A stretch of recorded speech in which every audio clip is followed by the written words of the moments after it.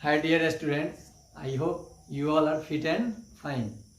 आज हम लोग स्टार्ट करेंगे न्यू चैप्टर लाइट, जो कि एक इम्पोर्टेंट पार्ट है हमारे लाइफ से जुड़ा हुआ। It is the important part of our life, it is light. So इसके बेस्ड पे ही हमारा जो लाइफ है डिपेंडेंट है।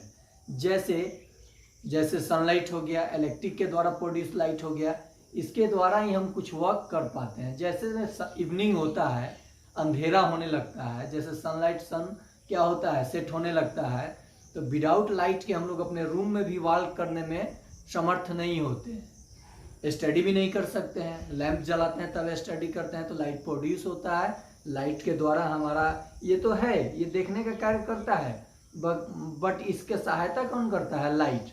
तो ये क्या है? इम्पोर्टेंट चीज़ है, जिसको हम लोग इम्पोर्टेंट पार्ट है फिजिक्स का, जिसको खूब अच्छे से कवर करेंगे।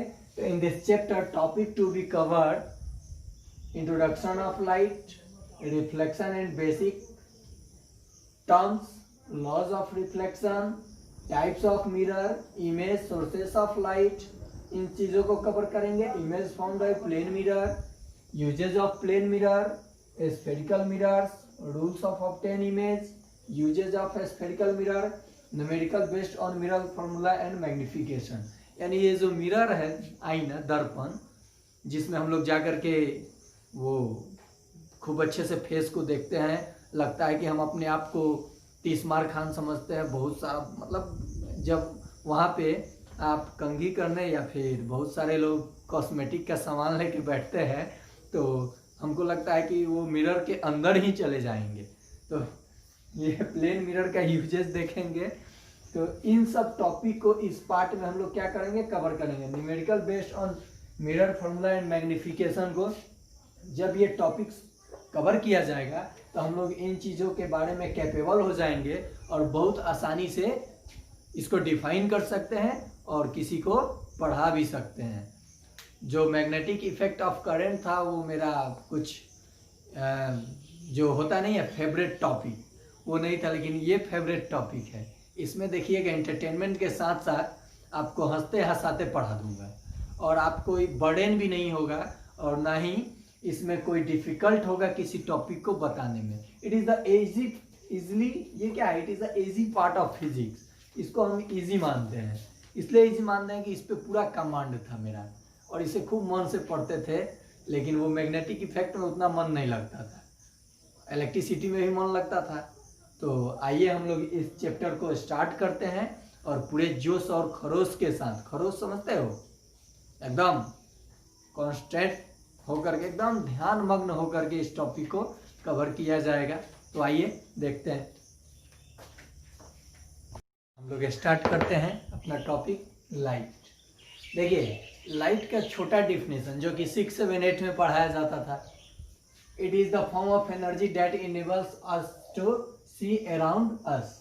ये क्या है? फॉर्म ऑफ एनर्जी है जिसके सहायता से हम अपने अराउंड के ऑब्जेक्ट को देख पाते हैं। लेकिन जब अपर क्लास में आएंगे तो इसका डिफिनेशन कुछ बड़ा देंगे और कुछ हैवी देंगे, मतलब ज़बरदस्त देंगे।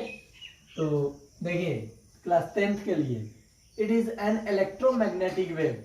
Electromagnetic wave means light passes through the medium, यानी अलग अलग मीडियम से लाइट क्या करेगा? पास करेगा। जैसे वाटर हो गया, एयर हो गया, ग्लास हो गया। इसीलिए इसको बोला जा रहा है electromagnetic wave that can travel through medium as well as through vacuum.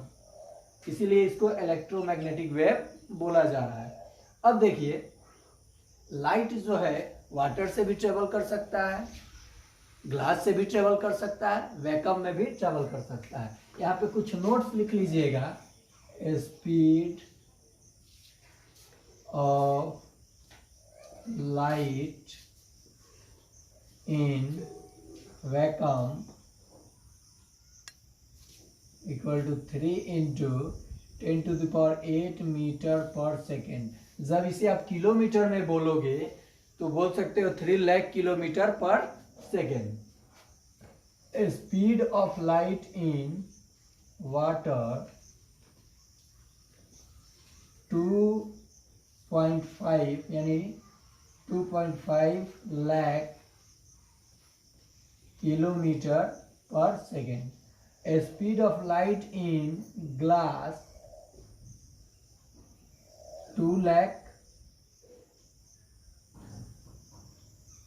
Kilometre पर सेकेंड। ओके, तो देखो ये हुआ स्पीड ऑफ लाइट, यानी अलग अलग मीडियम से अलग अलग, यानी कहने का तात्पर्य ये है, we can say that speed of light in different medium is different.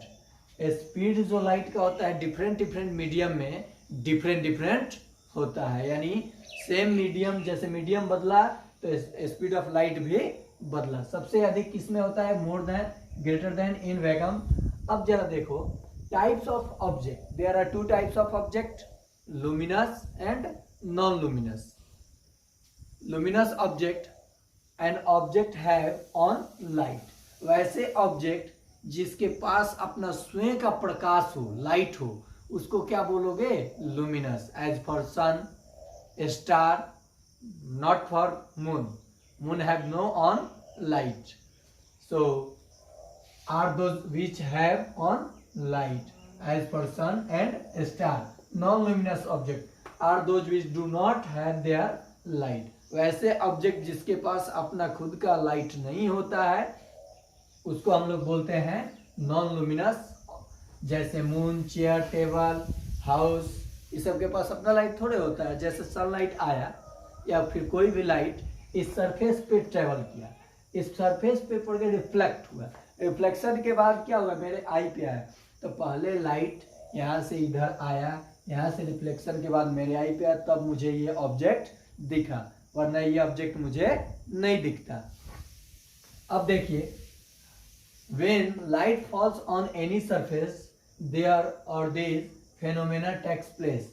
जब लाइट किसी सरफेस पे पड़ेगा तो या तो पूरा एब्जॉर्ब हो जाएगा, नहीं तो पास हो जाएगा, और नहीं तो बैक बाउंस हो जाएगा। बैक बाउंस का मतलब रिफ्लेक्ट हो जाएगा, यानी उससे पास नहीं होगा।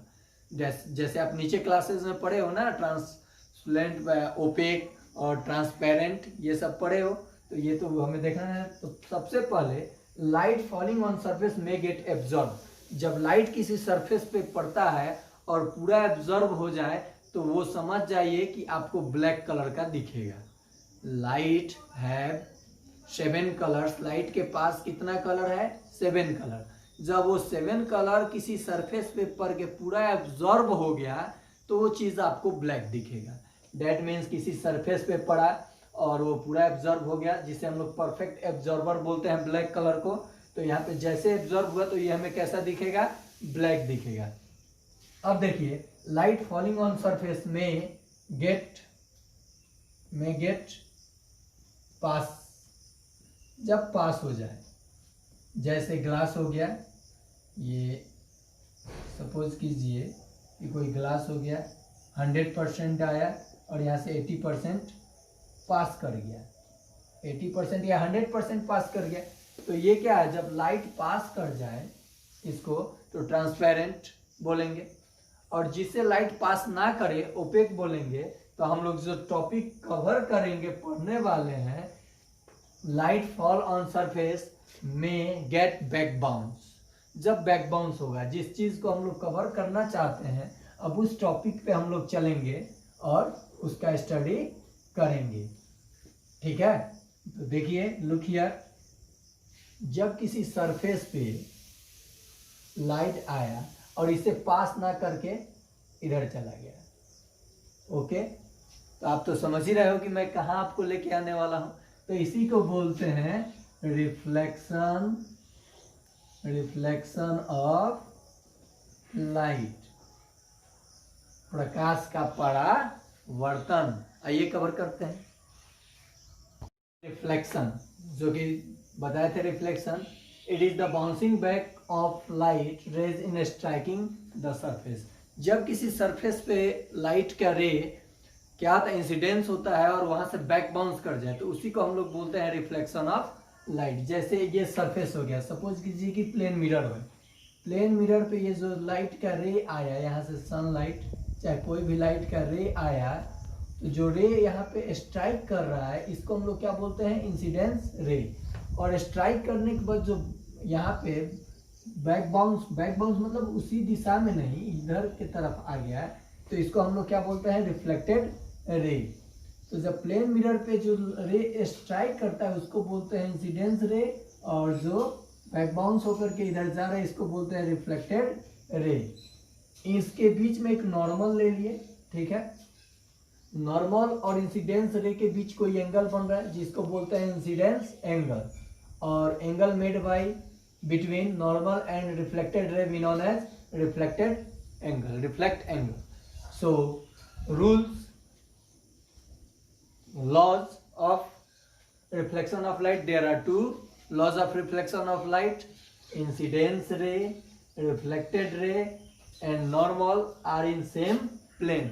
First law, second law, incidence angle equal to reflected angle, there are second law.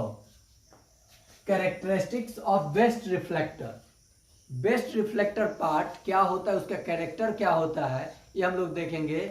जो सरफेस जितना स्मूथ होगा वहां से लाइट का रे बहुत अधिक रिफ्लेक्टेड होगा। जैसे it should have shiny surface, surface क्या होना चाहिए, शाइनी होना चाहिए। It should have polished surface, पीछे के सरफेस को क्या करना, पॉलिश्ड होना चाहिए। अगर आपके मिरर में पीछे वाला सरफेस पॉलिश्ड ना हो तो जो रे ऑफ लाइट होगा वो पास कर जाएगा, जिससे आपका इमेज जो है नहीं दिखेगा। जैसे आप लोगों का इमेज बंदर की तरह दिखता है ना, बंदर की तरह दिखता है नहीं ना। चलिए यहाँ देखिए, it should have a smooth surface. मुझे चलिए एक बात याद आ गया, बता दूं। एक जगह मुझे जाना था, एक आदमी रेडी हो रहा था, मैं बोला कितना टाइम लगेगा, तो 10 मिनट। जब 10 मिनट हुआ तो मैंने पूछा और कितना टाइम लगेगा, तो 10 मिनट। ऐसे करते करते करते 1 आवर पूरा लग गया, लेकिन वो इंसान तैयार नहीं हुआ था। मुझे लास्ट में गुस्से में आकर के छोड़ के जाना पड़ा। अब सपोज कीजिए कि मिरर उसको क्या किया था, पकड़ लिया था। मिरर से वो इंसान हट ही नहीं रहा था, नाम नहीं लेंगे नहीं तो इंसान भड़क जाएगा। तो वहीं देखिए यहाँ पे note, silver metal is the best reflector, best conductor भी है और बेस्ट रिफ्लेक्टर भी है सिल्वर। इंसिडेंस रे जो बताए, जो रे स्ट्राइक करेगा, is the ray that strike the surface, point on the incidence, जिस पॉइंट पे ये इंसिडेंस करेगा, और reflected ray, ray that bounce back on striking the surface. तो आज के लिए इतना ही, फिर हम लोग मिलते हैं इसी टॉपिक के साथ। लॉज ऑफ रिफ्लेक्शन भी लिखवा देंगे जो कि बता भी दिए, एक बार और सुन लीजिए। There are two laws of reflection, incidence ray, reflected ray and normal are in same plane. Incidence, first law. Second law, incidence angle equal to reflected angle, there are second law. So today your class is over. Bye my dear students.